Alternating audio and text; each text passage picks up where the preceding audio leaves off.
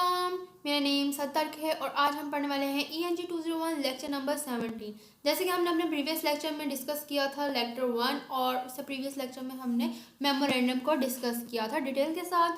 तो लेक्चर 1 में हमने यही डिस्कस किया था हम लोगों ने यही डिस्कस किया था कि लेटर 1 जो है हमारा किस तरह से हम बिजनेस कम्युनिकेशन में हम अपना लेटर लिखेंगे और उसको हम अपनी नॉर्मल लाइफ में भी अप्लाई कर सकते हैं उस लेटर को, और वो बिजनेस लेटर है तो किस तरह से हमने उसको लिखा तो सारा कुछ। आज हम लेटर 2 में फर्दर मज़ीद डिटेल को पढ़ने वाले हैं। जैसे कि आज के हम लेक्चर की आउटलाइन को हम आज देख लेते हैं कि आज की लेटर की आउटलाइन क्या है और यही हमने डिटेल के साथ पढ़ना है आज, और यही आउटलाइन आपकी होती है स्टूडेंट्स। अगर आप लोग बहुत ज़्यादा मुझसे क्वेश्चन कर रहे होते हैं कि मैम हमने क्या याद करना है, याद समझ नहीं आ रही, एग्ज़ाम सर पर हैं और बिल्कुल भी पता नहीं चल रहा कि याद क्या करना है, तो स्टूडेंट्स आप लोग अपने हर लेक्चर की अगर आउटलाइन की डेफिनेशन ही याद कर लें तो आप लोग के बहुत अच्छे मार्क्स आ सकते हैं। मैं आप लोगों को कंप्लीट लेक्चर इस वजह से पढ़ाती हूँ ताकि आप लोग का कॉन्सेप्ट क्लियर हो सके। देखिए स्टूडेंट्स, अगर आप लोगों का कॉन्सेप्ट क्लियर हो तो आप लोग पेपर कहीं से भी आ जाए, कहीं से भी कोई भी क्वेश्चन आ जाए तो आप इजीली आप वो पेपर अटेम्प्ट कर सकते हैं। तो हम अपना आज का लेक्चर स्टार्ट करते हैं। उससे पहले मैं आपसे यही कहूँगी कि अगर आप चैनल पर न्यू हैं तो चैनल को सब्सक्राइब जरूर कीजिएगा, लाइक ज़रूर कीजिएगा और फ्रेंड्स के साथ लाजमी शेयर कीजिएगा। आज का जो हमारा लेक्चर है वो हम जो पढ़ेंगे वो लेटर ऑफ इंक्वायरी पढ़ेंगे, ठीक है। उसके बाद सैम्पल ऑफ इंक्वायरी लेटर पढ़ेंगे, technical information of letter and memoranda पढ़ेंगे, reference of letter of recommendation. तो ये सारा कुछ हमने आज पढ़ना है, फर्दर डिटेल के साथ पढ़ना है और कॉन्सेप्ट क्लियर करना है अपना। तो इतना ज़्यादा डिफिकल्ट नहीं है, इजी बातें हैं, जस्ट हम लोगों ने अपनी कॉन्सेप्ट क्लियर करना है। अच्छा, लेटर इंक्वायरी क्या होता है इसको मैं थोड़ा सा आपको वैसे ही क्लियर कर देती हूँ। लेटर इंक्वायरी जो लिखा जाता है वो इस वजह से भी लिखा जाता है अक्सर बिजनेस चीज़ों में। अगर आपने कहीं पर प्रोडक्ट सेल करने चले गए, अब सामने वाले को समझ नहीं आया कि आपने जो प्रोडक्ट उसको दिया है, आपने जो बात की है, जो भी चीज़ आपने दी है उसको, तो उसके बारे में वो पूरी इन्फॉर्मेशन उसके पास नहीं है, तो वो आपसे पूछना चाहता है उसके बारे में कि इस प्रोडक्ट की ये स्पेसिफिक चीज़ें क्या हैं उसकी, यानी कि इंफॉर्मेशन क्या है, मज़ीद बातें क्या हैं, यानी कि वो मज़ीद जानना चाहता है किसी चीज़ के बारे में, किसी प्रोडक्ट के बारे में, तो वो आपको एक लेटर लिखेगा, तो उसको इंक्वायरी लेटर कहते हैं, ठीक है। तो इसको हम पढ़ भी लेते हैं। A letter of inquiry ask someone for specific information. तो देखें आपके सामने वही बात आ गई कि एक इंक्वायरी का जो लेटर होता है किसी मखसूस मालूमात के लिए पूछता है, ठीक है। किसी कोई मखसूस बात है तो उसको पूछा। In some cases such as request for promotional material के लिए भी होता है, ताकि अगर आप उसको दे देंगे, रिक्वेस्ट कर रहे हैं प्रमोशनल मटेरियल के लिए हो जाएगा। The restaurant will have a clear interest in responding to your letter. देखें कुछ मालूमात में जैसे प्रमोशनल मवाद जो मटेरियल होता है उसका लेटर होता है, उसकी दरख्वास्त होती है। तो जो आपका रिस्पॉन्ड करता है आपको लेटर, जो रिसीव करने वाला होता है, ठीक है, वो आपके ख़त का जवाब देने में एक क्लियर इंटरेस्ट भी हो सकता है उसको, ठीक है, वाज़ेह दिलचस्पी होगी उसको। In other cases such a request for specific information on a product the recipient may or may not be motivate to respond quickly. और सम केसेस में ऐसा होता है कि स्पेसिफिक आपने इन्फॉर्मेशन तो दे दी अपने प्रोडक्ट के बारे में, लेकिन जो रिसीव करने वाला है वो motivate respond for quickly respond नहीं देता, कॉन्सिक्वेंटली। तो आपका जो इसके नतीजे में जो होता है, तो always make the tone of the letter friendly and make it easy for the recipient to identify and provide information you need. तो हमेशा आपने अपनी जो टोन रखनी है वो फ्रेंडली रखनी है लेटर में, तो और उसको इजी रखना है, ठीक है, इजी बनाना है ताकि जो आपका रिसीव करने वाला लेटर है वो शिनाख्त कर सके और उसको सारी इंफॉर्मेशन उसको मिल सके जो आप प्रोवाइड करना चाहते हैं, उसकी नीड है, ठीक है। तो आपने बातें क्लियर रखनी है। उसके बाद आ जाता है सैम्पल ऑफ इंक्वायरी लेटर। तो सैम्पल आ जाता है ये एक इंक्वायरी लेटर का कि किस तरह से आप जो लेटर है इंक्वायरी लेटर लिख सकते हैं।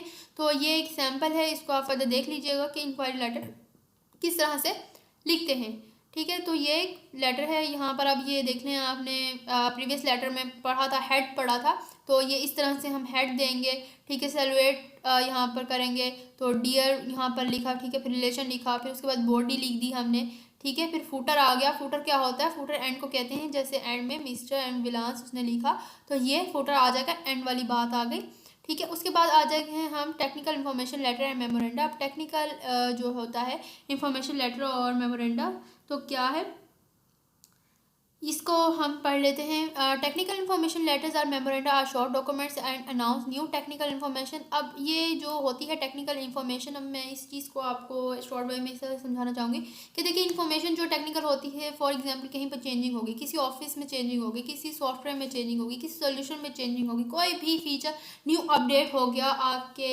बिजनेस लेवल में, आप जहाँ पर जॉब कर रहे हैं कहीं पर भी, तो वहाँ पर एक टेक्निकल इन्फॉर्मेशन लेटर आता है, ठीक है, आपको रिसीव होता है, तो उसको टेक्निकल इन्फॉर्मेशन लेटर हम कहते हैं, ठीक है।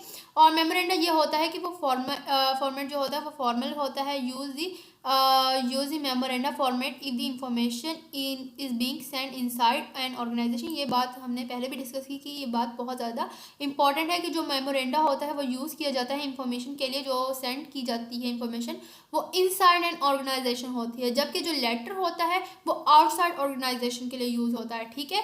तो ये आप लोगों ने बिल्कुल भी स्किप नहीं करना है इस बात को, ये लाजमी है। Use the letter format if the document will be send outside individual. So आपने जो लेटर है फॉर्मेट कर रहे हैं डॉक्यूमेंट का, वो हमेशा सेंड जो होगा वो आउटसाइड इंडिविजुअल में सेंड होगा, क्योंकि वो टेक्निकल इन्फॉर्मेशन है। आप टेक्निकल इन्फॉर्मेशन लेटर किसी को लिख रहे हैं, आप टेक्निकल इन्फॉर्मेशन अपने बिजनेस के लिए लिख रहे हैं कि आपकी हमारा ये जो बिजनेस है यहाँ पर ये टेक्निकली चेंजिंग हो गई है, हमारा जो सॉफ्टवेयर है वो अपडेट हो गया है, तो इस तरह की हमने ये यूज़ होता है, ठीक है।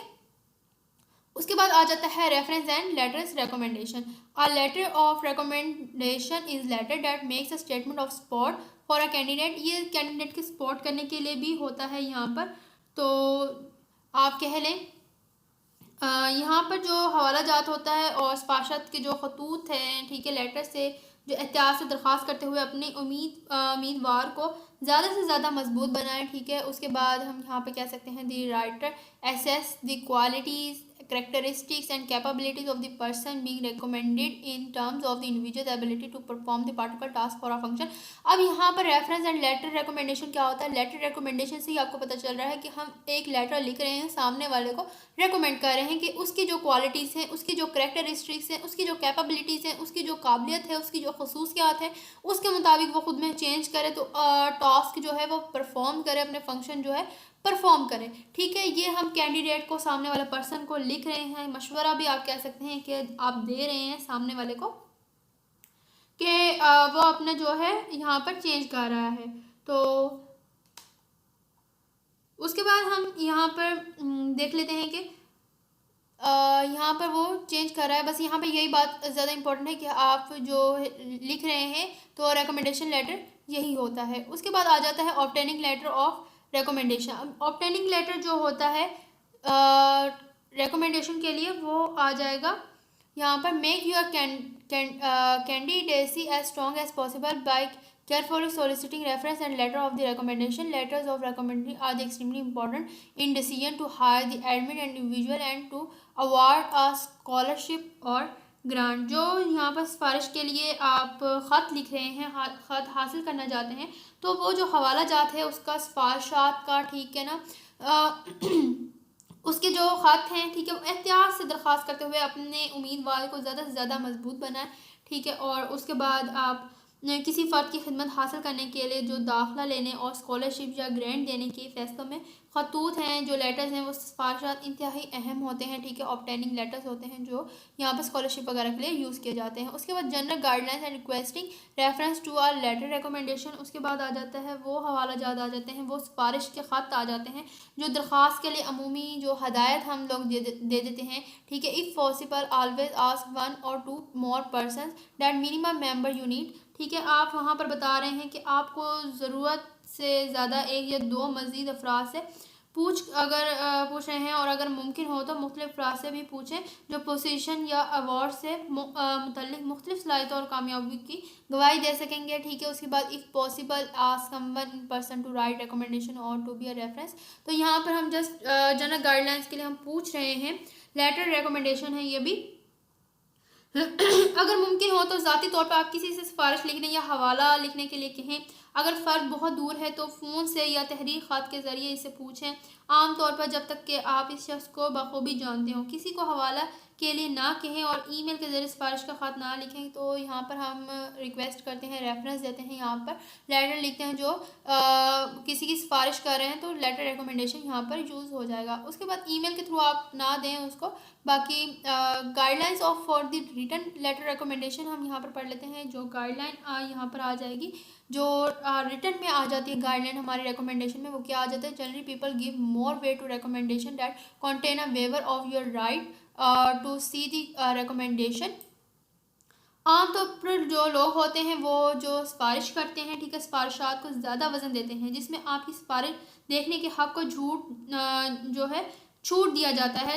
यहाँ पर छूट दी जाती है, यहाँ पर आपको एक यानी कि कह लें कि राइट दिया जाता है आपको।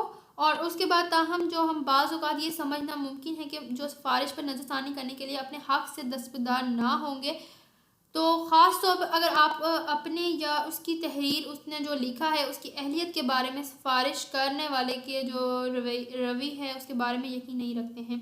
जो मशीर मसरूफ़ लोग हैं वो सिफारिश की फरहमी से कम 3 हफ़्ता कबल इन्हें तमाम ज़रूरी मवाद दें, ठीक है। जो जैसे ऐसा ना हो कि आप किसी की सिफारिश कर रहे हैं और सिफारिश करवाने वाले हैं किसी की, तो आपने उसको एंड टाइम पर उसको बता दिया कि इसकी इस तरह से लेटर वगैरह लिखना है, तो आप उसको कम अज़ कम एटलीस्ट 3 वीक से पहले उसको रेकमेंड करें, ठीक है। उसके बाद आ जाता है राइटिंग लेटर ऑफ रिकमेंडेशन, जो यहाँ पर लिखा हुआ जो ख़त आ जाएगा, रिकमेंडेशन का ख़त आ जाएगा, सिफारिश आप कह लें, जो सिफारिश का ख़त होता है। तो write letter of recommendation to provide the relevant information and to the present and individual truthfully and positively. तो देखें कि जो मुतल्लिका मालूमात होती है, ठीक है ना, उसको ही प्रोवाइड करें, आप उसको ही फराहम करें। किसी फ़र्द को सच्चाई और पॉजिटिव तौर पर पेश करने के लिए जो है रिकमेंडेशन ख़त लिखें। उसके बाद होता है guidelines for writing letter of the recommendation. In most cases agree to the write a letter of recommendation only if you can honestly write the sportive letter. If you cannot portray an individual positively, decline to write the recommendation. ज़्यादातर जो मामला होते हैं वो सिर्फ इसी सूरत में सिफारिश का ख़त लिखने पर इत्तफाक करेंगे अगर आप ईमानदारी के साथ कोई मामूल ख़त लिख सकते हैं। अगर आप किसी फ़र्द को पॉजिटिव तौर पर पेश नहीं कर सकते हैं तो सिफारिश लिखने से इनकार कर दें। अगर आपको पता है कि आप पॉजिटिव तरीके से नहीं लिख सकेंगे कोई ख़त, तो आप इनकार कर दें। लाजमी तो नहीं कि आपने ख़त लिखना है। तो ज़्यादातर जो मामलात होते हैं उसमें जो सिफारिश के ख़त होते हैं उसमें 3 या 4 पैराग्राफ शामिल होते हैं। इसकी जो लंबाई होती है वो 1 से ज़्यादा नहीं होनी चाहिए, ठीक है। यहाँ पर उसने बताया कि यहाँ पर ज़्यादा नहीं होनी चाहिए। ये लिंक भी है, फर्दर आप इसको यहाँ पर डिटेल के साथ जाकर देख सकते हैं। आपके हैंड आउट में ही है ये लिंक कि जो गाइडलाइन जो राइटिंग लेटर ऑफ रिकमेंडेशन होता है वो किस तरह से लिखा जाता है और किस तरह से है। तो इसमें कोई भी चीज़ ज़्यादा याद करने वाली नहीं है, जस्ट कॉन्सेप्ट क्लियर करने वाला है हमारा कि कौन सी चीज़ कहाँ पर यूज़ होता है। कि ऑब्टेनिंग लेटर किसे कहेंगे हम, उसके बाद हमने पढ़ा कि रेफरेंस लेटर किसको कहेंगे, जो रिकमेंडेशन के लिए होता है, यूज़ हो रहा है, ठीक है। और ये जो लेक्चर था ये हमने प्रीवियस लेक्चर आप लाजमी तौर पर तैयार करें क्योंकि लेटर 1 क्योंकि वो ही इस लेक्चर की बेस है। और इंक्वायरी लेटर बहुत ज़्यादा इंपॉर्टेंट था, इसकी यहाँ पर MCQs बनकर आ सकता है, तो यहाँ पर पूछा जा सकता है आपसे MCQs में। और बाकी जो है लेटर 1 जो आपका प्रीवियस लेक्चर है, लेक्चर नंबर 16, तो उसको लाजमी तौर पर आप देखें क्योंकि वो इस लेक्चर की बेस है। क्योंकि उसमें ज़्यादातर बातें जो हैं वो क्लियर कर दी गई हैं कि लेटर किस तरह से लिखना है, किस तरह से बनाना है। तो ये छोटी छोटी बातें हैं, इनको अगर आप देख लें और उसके बाद लेक्चर देखने के बाद अगर आप हैंड आउट को याद कर लें, एक दफ़ा रीड कर लें जस्ट, तो ये फिंगर टिप्स पर याद होने वाली बातें हैं। आप लोग को वैसे ही ज़ुबानी याद हो जाएंगी कि जो लेटर इंक्वायरी है वो क्या है, वो सैम्पल इंक्वायरी लेटर है वो क्या है, टेक्निकल इन्फॉर्मेशन लेटर है वो क्या है। तो ये बातें आप लोग को वैसे ही याद हो जाएंगी, तो इतना ज़्यादा डिफिकल्ट नहीं है। अगर लेक्चर अच्छा लगा हो तो लेक्चर को लाइक ज़रूर कीजिएगा, कमेंट्स में ज़रूर बताइएगा, ठीक है। और चैनल पर न्यू है तो चैनल को सब्सक्राइब लाजमी कीजिएगा और फ्रेंड्स के साथ लाजमी तौर पर शेयर कीजिएगा। मिलेंगे हम नेक्स्ट लेक्चर में, तो अपना बहुत सारा ख्याल रखिएगा, अपना बहुत ज़्यादा सारा ख्याल रखिएगा। मिलेंगे नेक्स्ट लेक्चर में। वालेकुम अस्सलाम, अल्लाह हाफिज़।